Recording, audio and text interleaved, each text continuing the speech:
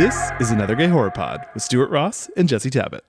Hi, Tommy. How are you doing today? Hi, cuties. How are you? Good. Good. Just happy to be here with you. Yeah, with chatting. the star of the #1 movie on Netflix. Huge. I'm quivering. Oh my I'm god. quivering. You have Jesse quivering, which does not happen that often. It doesn't. He's usually more of a shudderer, but That's today true. he's quivering. That's On huge camera. for me. Thank you It's so never happened much. before. I'm so excited to be the one to make you quiver. Yes. How are you feeling? I feel so much and nothing at the same time. You know, because we filmed the movie a year and a half ago, and then it comes around and you're like, oh yeah, we did do that. And the reception has been so wonderful, and to see everyone again has been so great. But yeah, it's like so hard to like kind of put your brain, you've like so moved on in your life, and then you're like, yeah, that's right, let's revisit who I was in 2024. Yeah. I always forget that. I always forget that productions are forever ago. Like that's they take forever. I mean, you know, I can't imagine what Terrence Malick's like cast is going to think when his Jesus movie comes out 5 years from now. Well, Tommy's actually Right. in the Terrence Malick Jesus movie. So yeah, when it's the #1 movie on Netflix in 2029. Yeah. Ask me about that movie now, actually, and then come 2029, put this out there. You played Jesus. Yeah. I would be so lucky. Perfect honestly. casting. Yeah, I would be so lucky. Yeah. I'm 10 paying out to of play 10. Jesus. Please cast me. Please. But you have to use frankincense, gold, and myrrh to pay to play Jesus. Yes. Yeah, the exchange rate's really crazy out there in Galilee. I can't afford a Panera sandwich, but I can play Jesus. Yeah. Yes. Oh my Well, God, you Jesus just loves have so much Panera. frankincense. Yeah. Oh my god. Yeah, so what was it like making, I mean, I know it was 2024, so go deep into the memory, but like, were you, because they filmed it in Spain and New Orleans, were you at both units? Were you in Spain having the time? I was just in Spain. I admittedly was I was doing another shoot. I was shooting something else, and then I got this job in the middle of that shoot.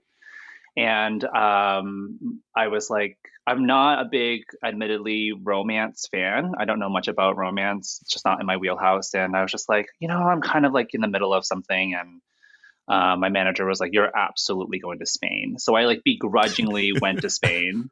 Yeah, you're like, Yeah. And quite honestly, I'm just so grateful she pushed me on the plane. It was like, I don't know much about romance, but I'm instantly a huge fan. And I wasn't familiar with Emily Henry. All of my girlfriends were like, love Emily Henry. And now I'm obsessed with Emily Henry. I'm in her house actually right now. She's downstairs. She doesn't know that I'm here. No. in Orlando. You're in her attic. Yeah, Emily. Yeah, and so I just went there, and I everyone there was so nice. The director, Brett Haley, was just so wonderful and so great. I get married to this actor Miles Heiser, who is like just a dreamboat. And Boots fame. Of Boots fame. Actually, at the same time, he just wrapped Boots. So like Boots wasn't out in the world yet. And Boots was like I think a 2-3 year journey. And he's like, I'm actually like kind of coming out of this haze of like this Boots world. And so we both like were kind of going through this level of like weird psychosis in Barcelona because we were like on other shoots and we were just like, what's going on?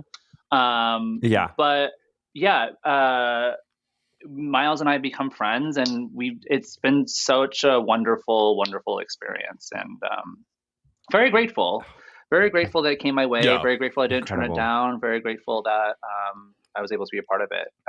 And would love to do more. Emily Henry, Brett Haley, if you're listening, if you want to shoot a prequel. They're both famously horror fans, and they listen to this podcast. Yes. They're actually not fans of horror. They're just fans of the Patreon podcast. members. Yeah. They're Patreon members. Also, I'm so glad you found romance. I'm so glad you discovered romance. I know. I think I'm actually, I don't know about you guys, but I'm actually kind of scared to like things. because I get so obsessed with them. Do you know what I mean? Like Yes. I'm like, oh, this Yes, I 100%. have a dopamine addiction, I think, a little bit. And Yes. when I find out that I like something, I will like it till it's dead. So I stick to my wheelhouse. That was 100% me. Freshman year of college, Twilight. Right. Is that your favorite romance? Yes. Would you say? Yeah, actually it is. No, it's not. But I totally dopamine rush. I'm absolutely there with you. It's because dopamine is. Aren't we all just striving for? Yeah. Are you a Libra? I'm not a Libra. Can you guess what I am? Let's do that. Wait, no. I think Stuart. I remember speaking with you. Oh, I know what you are. We were a Cancer. You're Cancer, Leo. Yeah, we're Cancer. We're both Cancer. Jesse is not Libra. Yeah. I think not Gemini. Aries? No. No. That's actually a fair guess, though. It really? is a fair guess. Yeah. Are you a fire sign? Yeah. No. Am I? I'm so bad at astrology, you guys. No. You're a Sagittarius, right? I'm a Sagittarius. Yeah. That's I don't know what sign. that is, but I know generally. Is it a fire sign? Oh, yeah. I knew it. You're such a Sagittarius. When I first moved to LA, the cheat code I found for Zodiac was when people said something, you go, "Oh yeah," and you just have to do like a knowing and then they will explain why your makes sense to them. Right. Sure. And like because like I'm a Scorpio, so I've got my pincher, and you're like, exactly. Oh, not pincher, spike or whatever. Yeah, what is that? Cancers thing? have pinchers. Yeah, what is that thing? Yeah, Stinger. Yeah. Oh, because Scorpion. Yeah. Okay. Tell me, are you a Zodiac person? Are you deep into the astrology? Only that the fact that I'm LA based. Yeah. Wait. Hello. That vine of that girl. Wait a minute. Hello. Hello. I do feel like as a millennial, not to completely change the subject to Vine, I never had Vine. Me neither. And so I am missing like the Library of Alexandria of like very niche specific millennial references. Because I'm like, I don't know what. Yeah, there are Vine compilations on TikTok that I will watch so I can be caught up. I need to know the ancient texts. Yeah, like I need to know what's the sacred texts. Yes, they're very important. The sacred texts. Yes. They're. I mean, obviously they walked so that TikTok could run, right? Absolutely. So I and honestly, I think if we could go to 6-second videos again, it would be a better world. I think we're going to ping pong back and forth. It's the same way that like iPhone keeps just changing their cameras to a different location. It's like, how is this different? It's in the corner. Yeah, it's like, okay, cool. They're like, this is better. Yeah, there's now 3.5 cameras. Yeah, it's I actually so crazy. admittedly haven't thought about how they do change the location. I mean, obviously the like improved camera, but like you're so right. They truly are just moving it around. Do you want to know why they moved the location? Why? Please. So they can release the exact same body phone, but you have to use a different case with it. Copy. So every phone for like the last like 5 years has been basically the same shape, and they move the buttons and they move the cameras a little bit so that you have to buy a new case. I don't buy a case, and because I don't buy a case because I'm protesting that. I knew they're being tricky, and so I just have the Apple Care and I go caseless, and I'm like, well, if smart. It breaks, then I just sorry, I'm already paying $12 a month how I feel about for the Apple Care. That's how I feel about screen protectors, because a screen protector is now like $40 and it costs $30 to replace your screen with Apple Care. Oh my God. And it's like, well, why would I protect my screen if I can just kill it? You guys are blowing my mind right now. My clown ass has fucking a case. My clown ass has you have an OtterBox with the belt clip. I used to have an OtterBox. Yeah, I really did. And Jesse, that's the Sagittarius in you. That's such a Sagittarius thing. Classic Sagittarius. Yes. Phone cases are Sagittarius coded. Classic.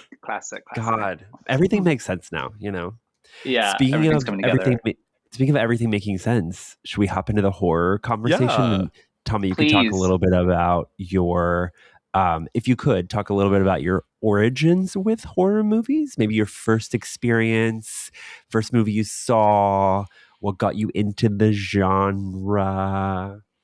I'm a big horror fan. I love horror so much. I think the movie that really changed everything for me, and I think a lot of people have probably said this answer, is The Ring. The Yeah. Ring for me really, it just, I mean, watching it now, it's like not as scary, but I think it haunted me in a way where it made me, I saw it probably when I was like 9 or 10, and it really made my frontal lobe close instantly. Like it formed at that moment. It You're closed like, at now I'm an 25. adult. Yeah, Yeah. I was like, where this is calcified. This is solidified in my Yes. body in such a huge way. Yes. And like I would say like The Ring actually got me into like writing too and like storytelling in any way. It's just so like it's so aware of its audience. It Ooh. did its own thing within its own world. I mean, I never saw Ringu. I know that's what it's based off of, but yeah, it really Yeah. changed the game for me. I actually had to get the TV removed from my room after seeing The Ring because I was like, she's gonna come out and kill me. Yeah, she's obviously, coming. she's honey. Oh It's my day 4. God. She's coming, honey. It's day 4, honey. You got yeah. the clock is ticking. No, I'm Get this that's an out. amazing answer. I feel similarly. It's also we talk about this pretty often. It's such a well-made movie. I think that's another thing is like That's the Naomi Watts. The Naomi, Mhm. Naomi, incredible, obviously, but the direction, the blue sort of tinted camera work is like haunting. You got Mhm. Hans Zimmer doing the score. Like it's produced in a way that like I feel like very few horror movies at that time and even nowadays are made. It's just like timeless. Yeah, it's produced like a prestige film. Yes, Yeah. Yes. for sure. Yes. For sure. And every time I go to Seattle, every time I'm in the Pacific Northwest, I can't help but Yeah. think of Ring. That's all I think You're like about. you like put the score on, you're like running around, you're like, I'm a journalist, I'm like looking for the truth. You're Yeah. just hitting record on the VHS player you fly with every time. Yeah. Yeah. Yeah, and it You're like, was who's very this? confident in itself. It wasn't like scared to be artful in any way. They're not Right. like we need this thing here to like grab it. What about the audience like schematics? What are they gonna like it in Italy? Like they're not scared that way of the marketing. Right. You Right. know, they're just like we're gonna make this cool film. Yeah. When it is also when Americanizing The Ring, you could see because they do have the teens at the beginning, but you could see expanding the role of the teens at the beginning. And like really like you like instead of ending like starting with their 7th day, starting with their first day, introduce, and then the first half is that 7 days, and then halfway through Naomi, and then you get extra kills, extra scares. Yeah. But my it's God. very confidently like starting at the end. The closet. Amber Yeah. Tamblyn in the closet. Change my I life. know. Change my Yes. life. I know. Yeah. That The jump root scare, of my I trust f- issues. Yeah. And I feel like that jump scare is one of the first jump scares I remember. Yeah. Yes. Just like the flash to it. For Yeah. sure. Yeah. And Yeah. it's so well done, and like it's now having seen a million horror movies and seen so many. I mean, jump scares work on me all the time because I'm very auditory. But I can afterwards be like, well, that was dumb. Yeah. Right. You know what's funny is tell me to your point, it's based on Ringu, and I a couple of years ago went back and watched that, and The Ring is just so like in my psyche that I just wasn't really phased by Ringu. Like Yeah. it's very low Wow. budget. I really tried to separate, and maybe it's not fair to that movie. I like tried to separate it from The Ring, but it's just not nearly as Wow. flashy, Video killed the radio effective. star. Yeah, exactly. 100%. Well, But it I mean, is it's also still worth a watch. I think we've actually talked about this on the podcast, but I rewatched The Grudge a couple years ago, and Okay. in my room, and I watched them like back to back, kind of The Ring and The Grudge on a rewatch, and my memory was that they were the same kind of quality of movie. And then I was watching them now, and The Grudge is fine. Don't get me Right. wrong, but it's not Right. the caliber that Mr. Gore Verbinski gave us in The Ring. No. No, and the acting is just so fab. Like Naomi's so good. I'll be the And that first little to say kid. it. She's got a future. That lady's got a future in show Yeah. business. She's going places. Where did she Yeah. come from? Yeah, no. I mean, also you've got Brian Cox, a suicidal Brian Cox, right? Yeah. Yep. So good. Brian Cox in X-Men 2, and I know X-Men 2 is not horror, but it feels like a horror in some ways. It Mostly does. because, right. But he really freaked me out in that movie too. He's so good. Yes. Like, He's so good. yeah. And I was so scared of oh my god, X-24 or what's her name? She has like the fingernail. She's like a female fingernail Oh yeah. Wolverine. Yes. She's terrifying. She was so Is scary. that What is her Kelly? name? Yes. Kelly who? Kelly Yes. who? Yeah. Yes. Yes. She was terrifying. I also Terrifying. it's crazy you mentioned that because I just saw like I don't know like a TikTok on that sequence where she's fighting Wolverine, and there's a really cool like when they're sort of like it's in that lab and they're running at each other, and the camera sort of like drops in, which is like a really cool shot. That was accidental. Like the camera guy like dropped like the camera and they were just like, oh, actually this looks kind of fucking cool. So like we'll just keep it in. Whoa. Yeah. That Yeah. I can as a production coordinator, all I can think is how annoying the insurance claim on a dropped camera would be. Well, it was sorry, I misspoke. It's like he dropped it and then caught it. So it's like swooping. It looks like it's like swooping in. I'm over here stressing about loss and damage. No. Yeah. I gotta see that line item. I gotta see that line item. Yeah. It is like so annoying because of what I do. My reference for film is often so boring. Because like when I was watching The People We Meet on Vacation, and I was like, where did they film this? And because I was like, I'm pretty sure they're in New Orleans because I've been to New Orleans. And then I was like, but I also think they're in Spain. And I go to like, they filmed it in New Orleans and Spain. I was like, exactly. Dude, it's a stunning looking movie. It's really pretty. Beautiful. It's really pretty. Beautiful. Opening shot, closing shot. Like the closing shot is like, oh my God. Yeah. I don't know if you've heard this, but they shot that. Those shots were on a nude beach. And it wasn't on purpose. They didn't know it was really a nude beach, and then we got there and it was everyone was naked. Yeah. And Tom Blythe was like, okay, might as well jump in. Can I just say he's so hot? He's very hot. Gotta say, didn't know how hot he was. I feel like he's got this like sleeper body thing happening only because the only reference I have for him is Hunger Games. So I was attracted to him as like the evil guy in Hunger Games. Yeah. Which is maybe my problem. He's hot there, but in this way, he's got this like frat boy thing going on, which is like, Lord knows not healthy for me. But like, yeah, he's looking good. On brand. On brand. Yeah. On brand. Yeah. Sometimes the least healthy things are on brand. Yeah. That's true. I'm not going to be like, hey, Tom, I'm not into you. Could you imagine? Don't you hate it when someone's like, Tom Blythe, that's my type. It's like, yeah, it's everyone's type. He's universally like, he's a very attractive man with charisma. Yes. Very attractive. Yeah. Charisma. It's like, what? You like walk up on the first day of set in Spain and you're like, so nice to meet you. I have to let you know you are not my type. And I know it's just like not working. Yeah. He's the kind of hot that like you almost like don't want to pay attention to because he like, you know what I mean? It's like the vortex. It's like you will be sucked in. You like also like don't want him to feel weird because he like, it's like I kind of almost have to avoid him. Yeah. It's me and romance too. I'll get obsessed. That's love. Yeah. That is love, honey. Welcome to the love orbit. You're now love pilled. Yeah. Yeah.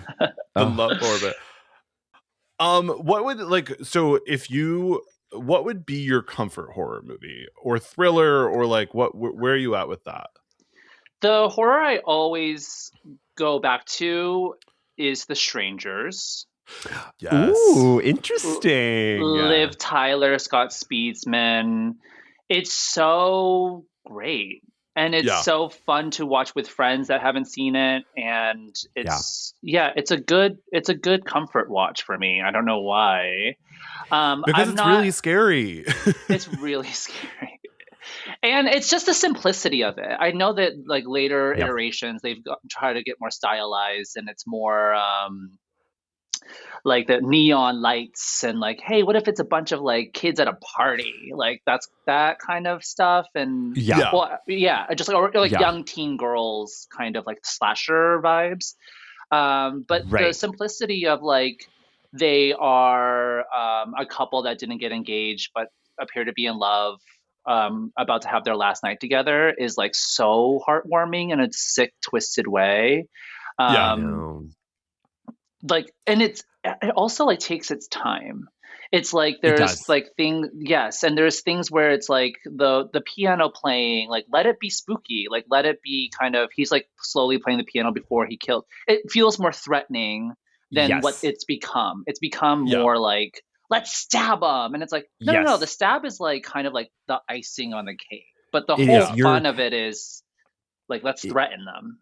It's Yeah. a movie meant for people who love to edge. I mean, I actually think that's an amazing answer, Tommy.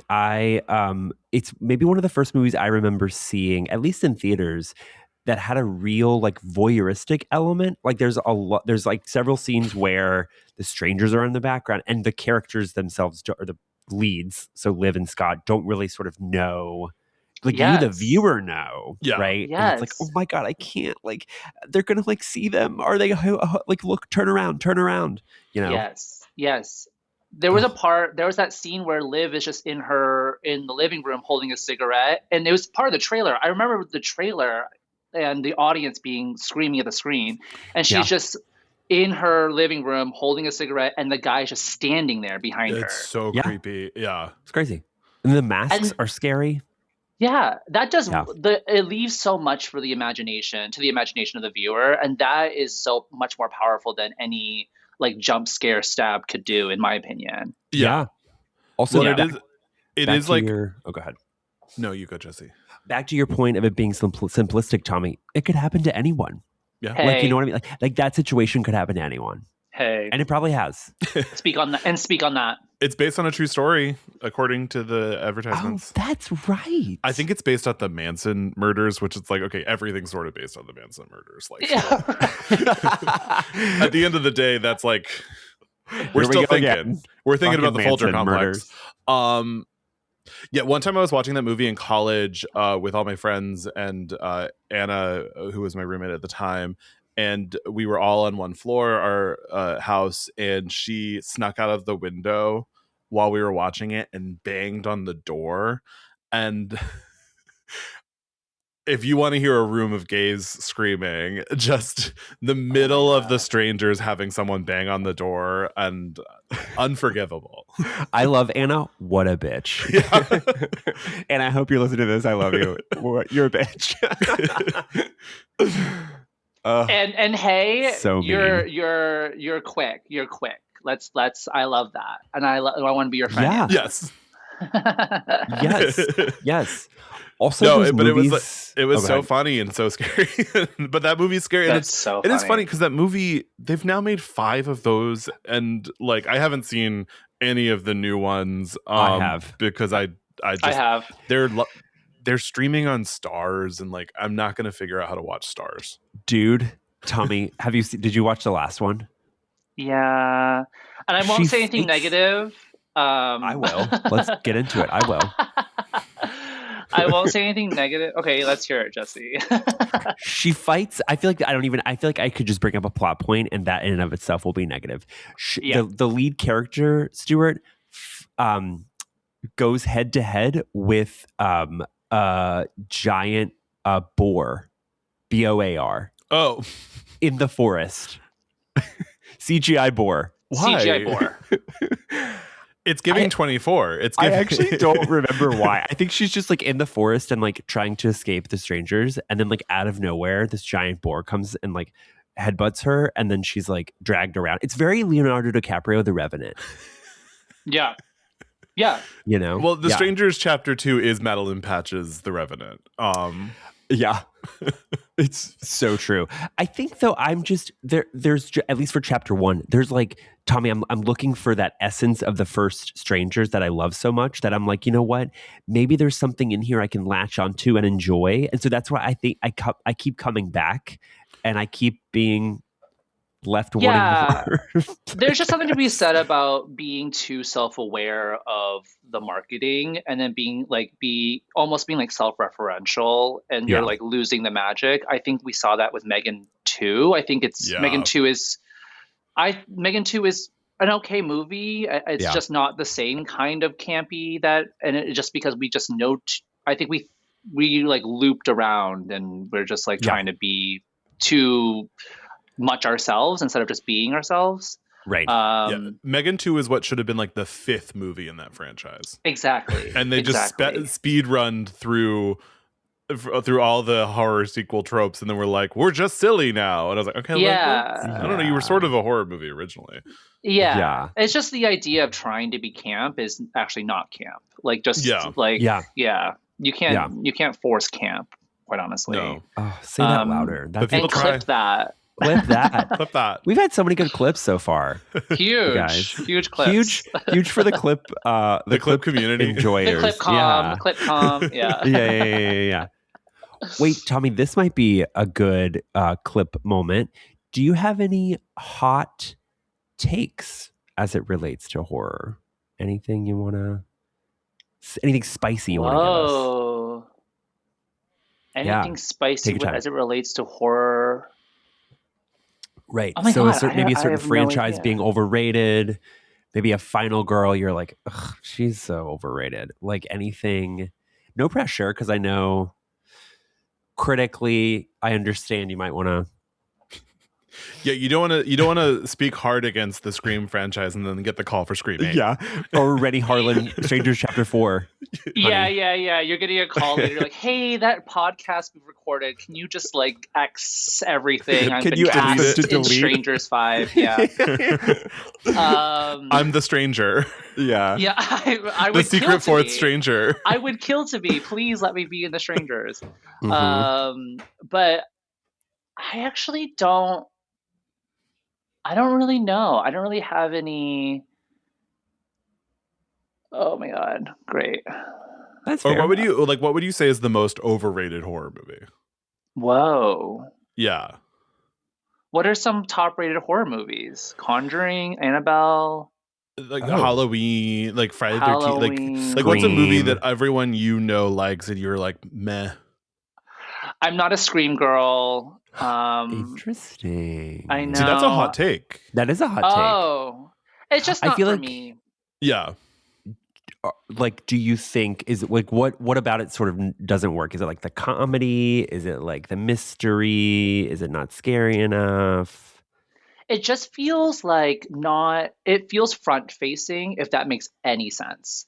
It feels like the movie version of a front facing video to me. Okay. It's very like, we're doing a movie. And then it feels like cardboard cutouts to me. This is so not an articulate observation, but it just the way I'm reading it, in the way that like it just like is so it's too mathematical. That's what it is.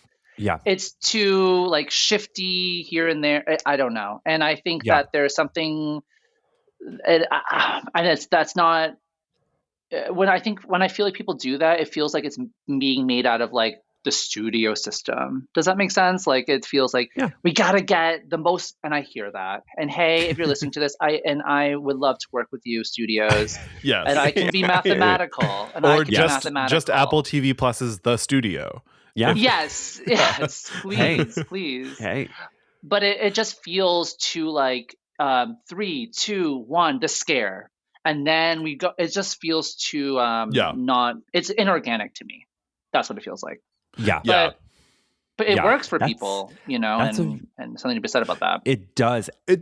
And I think I'm sort of running into this with a lot of movies that are coming out in the last few years, including especially the I Know What You Did Last Summer remake sequel, where it's the copy of Joss Whedon and Kevin Williamson dialogue, where it's like millennials who grew up watching Buffy and Scream are sort of regurgitating sort of the over the top dialogue structure, and it feels so inauthentic to me And Yes. it is like, it's like quippy, like, and it's sort of like the Avengers. That's like sort of the thing I'm attracted to the new Avatar movies, because they're not quippy.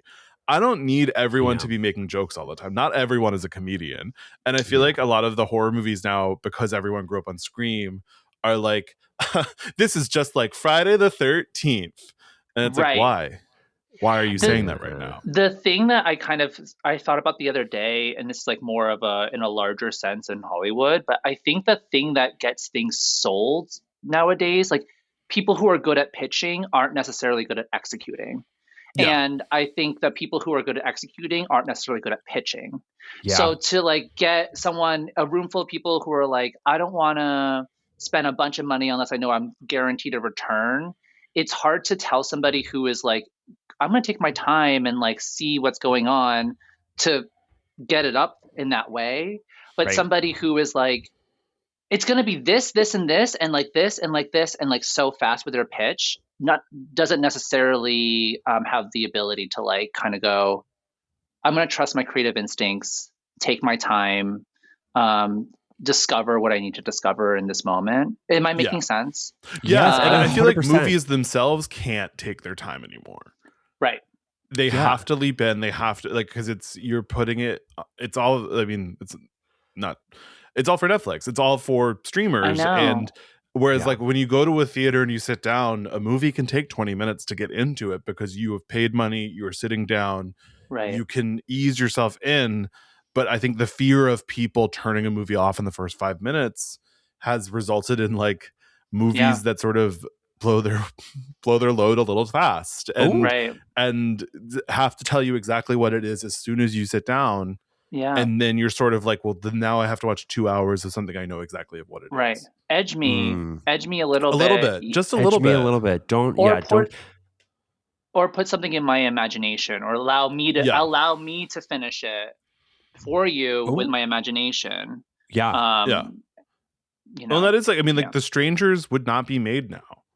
It takes so long to get into it, and it like the fact that it takes like maybe about 40 minutes before they're aware they're in danger would just not happen anymore. Maybe I don't know if you guys have seen the headline that's been going around recently of, I think it was Ben Affleck was on a podcast or something, and he was talking about making his new movie The Rip I think it's called, for Netflix. And he was saying when he and when they were making it, the studio kept coming back with notes, and a lot of those notes sort of entailed, while people are watching this, they're going to be on their phones, so you need to, throughout the movie, say out loud what the plot is, make sure there's enough action so they'll pay attention, make sure they know, like. And I was like, that sucks. that's not great. It sucks that that's the reality, but it is, and it's like hard to grapple with like where's the nice middle ground, because you do want people to watch. You don't want audience is choir. You know, you want people to take in the information, so you don't want to be like, well, fuck you guys, I'm making art. But also at the same time, you want that to be successful, and that can only be successful in some ways by like edging.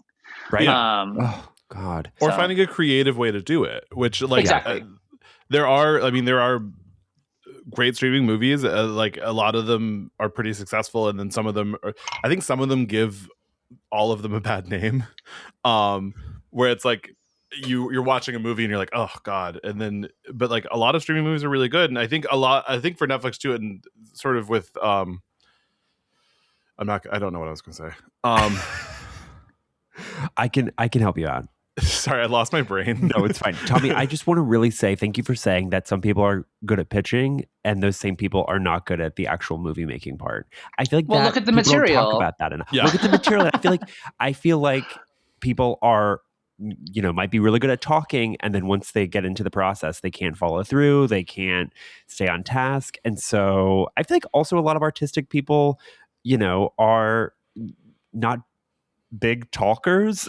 I might be totally off base with that, but do you know what I mean? It's like they want to get into the work, they want to do what they love, and like translating that to a bunch of like older people who may not be familiar with art that are sitting around a table like is a difficult thing to do. You know what I mean? So and especially now that a lot of the decision makers are more tech minded than Yes. and analytics minded Yeah. than art minded. yeah, And you're sort of getting like what on paper, like what are the buzzwords for this movie and blah blah blah Right. blah blah. And I think Right. LA is just also a town with a lot of people who are really good bullshitters, and then a lot of people who like being bullshit. And like I think that's a weird like Ooh. missing in the equation where like LA is full of bullshitters. Like a lot of people love receiving bullshit. Like a lot of people love being talked to in a way that's kind of crazy, and then just being like, Ooh. that was a wonderful pitch. And then like I'm like, what did they say? Do you think it's because they Yeah. like to check boxes? Like, why do people love receiving bullshit? I think people like being sold. Yeah. Wow, clip Interesting. that. That's Quick. crazy. God, this is turning into an all-timer episode. That's I so mean- true. And people do like, and we're all just like masochists at the end of the day. We really Yeah. yeah. You could say that again. Edge Hey. me. Hey. Edge me. But you know, there were successful movies like last year, like Weapons of It All, I think Yeah. did its job, you know, in a huge way. And it was hooky.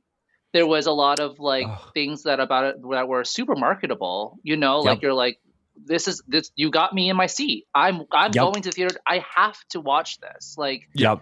I need to be in the seats because I need to know what happens. And then they successfully did their kind of vision. Yeah. And it was so fun. It's So so it fun. it is possible. It is rare, more rare, Yeah.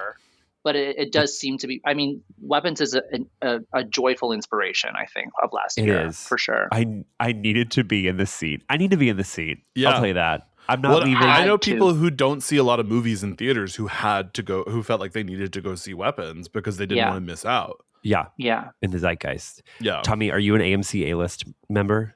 I am. Not to Oh, brag. thank I God. am. Thank God. Love I it. actually, well, I wasn't for a long time, and I was spending $18 per ticket. I'm like, well, this is silly. Yeah. Silly. Well, this is You're like, I'm spending stupid. thousands of dollars a year on movie tickets. Yeah, I'm actually an idiot. You know what's funny though is I'm AMC A-list obviously, but I also still very much go to like the Egyptian, the Alamo, Los Feliz 3, and I'm like, I know, but I'm also the Vista. I'm like, what? I'm like, Jesse, you need to get a goddamn grip because you're just tossing your. But you know what? Supporting local theaters. and Yeah. it just seems like you're a little bit of a romantic, and that's sweet. I Yeah. am a romantic. That's You're very so sweet. right. It's a very Sagittarius trait, is it not? It Correct me if is I'm very wrong. sad. So classic. Could it be more sad? Phone What cases can I and say? romance. Yes.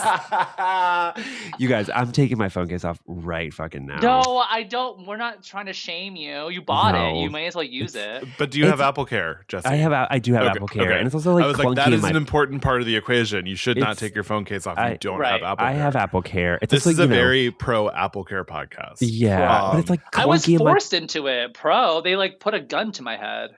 They were like, And that's how you get the upsell. Violence. and Yes. that's how you get the Yep. upsell. God, Yeah, in this economy. Yeah. And honestly, I think that's a great place to leave off for this Monday episode. Thank you so much for joining us, Tommy. Where can everyone find you? Hey guys, thank you so much for having me. Yes, you can.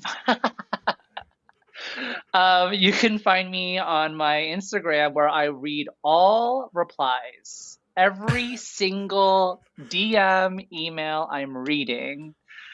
Please send me your most treasured secrets. Tommy two underscores do. Tommy's Treasured Secrets. That's a podcast. TTS. Clip that. TTS, honey. Clip that.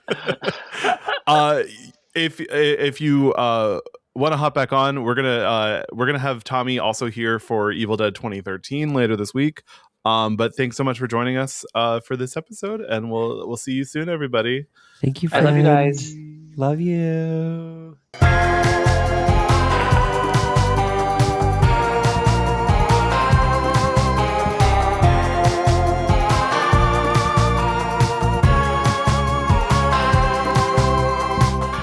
This podcast has been presented and produced by Stuart Ross and Jesse Tebbett. Edited by Stuart Ross. All recording equipment provided by Photo Booth Productions. To support our podcast, join us at patreon.com/anothergayhorrorpod.